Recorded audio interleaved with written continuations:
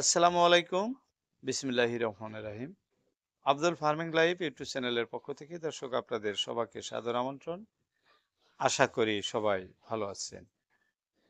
দেশ এবং দেশের বাইরে যে যেখান থেকে আমাদের ফার্মিং প্রতিবেদনটি দেখতেছেন সবাইকে এই অন্তরস্থল থেকে ধন্যবাদ জানিয়ে শুরু করছি আজকের প্রতিবেদন। দর্শক, ক্যামেরার অবস্থান দেখেই বুঝতে পারছেন কি নিয়ে কথা বলবো আজকে।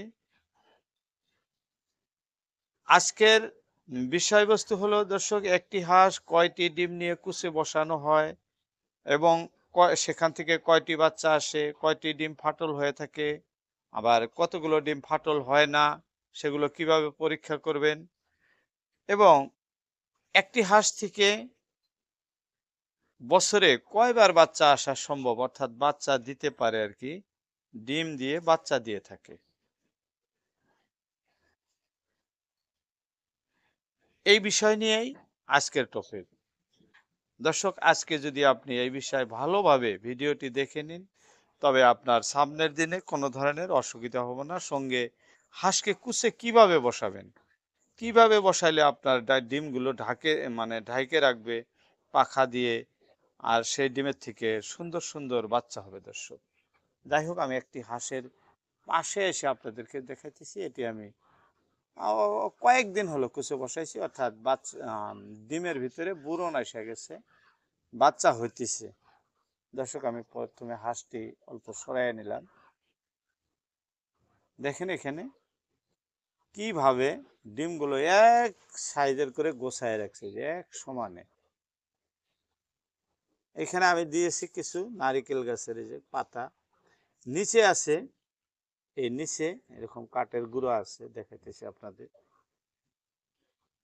এরকম ধরনের কাঠের ভুসি আছে, ভুসির উপরে আমি একটা কাপড় দিয়ে দিছি, কারণ ভুসির সাথে ডিম এরকম ভিতরে ঢুকে যায় কতগুলা, ঠিক মতো অম দিতে পারে না, তাই একটি কাপড় দিয়ে দিছি।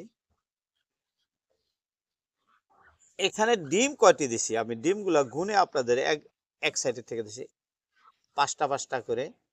এই 1 5, 2 5, 3 5, 4 5, এই 5 5, 28টা। অর্থাৎ একটি হাঁসের ডিম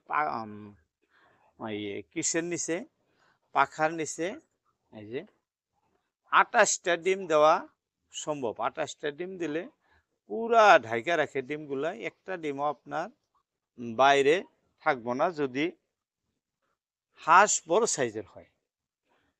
আর তার উপরেও 30টা পর্যন্ত দেওয়া যায়, আমি 30টা 31টা এরকম দিয়ে থাকি। যাই হোক, এত হাসলো।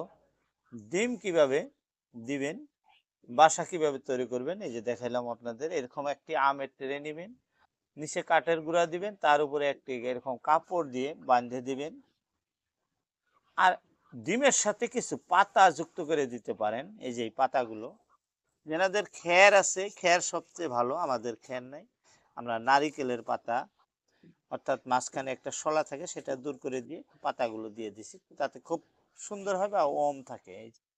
এইভাবেই বসলো। 2টা ডিম বাইরে দেখা যাইতেছে, এটাও কিন্তু পাখা দিয়ে ঢাকে ফেলবো। তারপর এখানে 6 থেকে 7 দিন বা 8 দিন থাকার পরে আপনারা ডিমগুলো চেক করে দেখবেন যে সেখানে ডিমে বাচ্চা হয়েছে নাকি। আমি দেখাইতেছি আপনাদের কিভাবে চেক করবেন। দর্শক, এইভাবে ডিমগুলো আন্ধারে নিয়ে চেক করবেন। আমি তো প্রহরে দেখাইলাম আপনাদের, ডিমের ভিতরে যে বাচ্চা হয়, এই যে লড়ছাড় করতেছে, দেখতেছেন, অর্থাৎ এটা বুড়ন হয়ে গেছে, মকড়সার জালের মতো মাঝখানে দেখেন একটি বলের মতো দেখা যাইতেছে, অর্থাৎ এই ডিমটিতে বুড়ন হয়ে গেছে, স্পষ্ট দেখা যাইতেছে। এমনি করে মোবাইলের টর্চ দিয়ে আপনারা কয়েকদিন পর ডিম দেওয়ার 8 10 দিন পর এইভাবে চেক করবেন। যে ডিমগুলোতে বাচ্চা হয়েছে সেগুলো রাখবেন, আর যেটাতে বাচ্চা হয় নাই সেটা দূর করে দিবেন, অর্থাৎ ফাঁকে সরাইয়া দিবেন। এভাবেই চেক করে দেওয়ার পরে যে ডিমগুলো থাকবো আপনাদের সেখান থেকে, মানে 100%ই কই, হয়তো কোনোবা সময় 1 2টা বা 3টা ফাটল হয় না, বাকি সব ডিম বাচ্চা আসে। তাই প্রথম অবস্থায় আপনার চেক করে দেওয়াটা ভালো, যাতে নষ্ট ডিম নিয়ে হাঁসগুলো কুচে বসে না থাকে। অনেকেরই এই ভুলটা হয়ে থাকে, কোনো সময় এই ভুলটা করবেন না। এভাবেই ওম দিতে দিতে অর্থাৎ 32-33 দিন থেকে 35 দিন যদি ডিমে ওম দেওয়ার অল্প লড়সার হয়, এই যেটা দূরে গেছিল প্রায় আয়সা বসতেছে কুচে, 33 থেকে 35 দিনের ভিতরে আপনার হাঁসের বাচ্চা ফুটে ক্লিয়ার হবো। আপনি ডিমের গতরে লিখে দিবেন ডিমের গায়ে কত তারিখে বাসাটা তৈরি করে দিলেন, নাইবা এরকম সাইটে লিখে রাখবেন কয় তারিখে মানে কুচে বসলো, সেই ক্ষেত্রেও আপনি বুঝতে পারবেন। যাই হোক, আমরা সেটা লিখি না। যারা স্বল্প পরিমাণে পোষণ করেন অবশ্যই লিখবেন এভাবেই কুচে বসে। এই যে এটাও কুচে বসছে, আসবো এরকম আমি অনেক হাঁস এইভাবেই কুচে বসায় থাকি বা বসাইছি, আরো দেখাইতেছি। এই যে এখানেও এইভাবেই বসে আছে, মানে এক একটা এক জায়গায় দিলে কি গন্ডগোল কম করে। এই যে এখানে বসায় দিচ্ছি, এইখানে বসাইছি ভিতরে আন্ধারে, আন্ধারে বসতে ভালো পাই আর কি, বাহিরে এইভাবে অনেক বসাইছি আমি দেখাইতেছি। এই যে এখানে বলছি, এই যে এইভাবে সারিবদ্ধভাবে আমি কুচে বসায় রাখছি। এখন যেহেতু প্রচুর ডিম আসতেছে হাঁসে, সেই জন্য কিন্তু এইভাবে বসাইছি আমি। এই যে আরো একটা, এটা কিন্তু এখনো বাসাটা রেডি করে দেওয়া হয় নাই, তবে অনেক ডিম দিছে এখানে। চীন হাঁসের নিয়ম, এক জায়গায় অনেক হাঁস একসঙ্গে ডিম দেয়, একটা একটা করে না।